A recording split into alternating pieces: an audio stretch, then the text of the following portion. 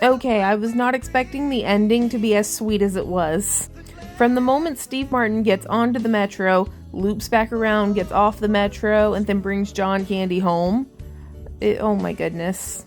So, is Planes, Trains, and Automobiles a bad movie? Absolutely fucking not. It is a fantastic movie. However, I do need to address some things that were going through my nugget the whole time. Number one, I feel bamboozled. Because I did not know this movie, and this movie would have almost the exact same plot, including the credit card debacle. Technically, RDJ's, it was his whole wallet, but you get my point. Which made me spend a good chunk of the movie wondering if Due Date was supposed to be a remake or a ripoff. However, John Candy is much funnier than Zach Galifianakis. But Due Date has a dog. So I'm going to say they are each funny in their own right. However, I am very aware that it might be stealing. So moving on to part 2, this movie became a bit of a game for me, trying to figure out other ways he could get home that might be simpler. And for me, that's a lot of fun.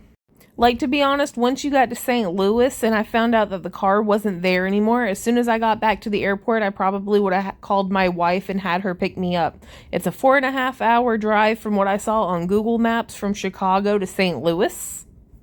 Or at least that's what it said anyway. They might not be able to cook Thanksgiving together, but at least they're all going to be together. You know what I mean? Nothing says you can't have Thanksgiving on Friday.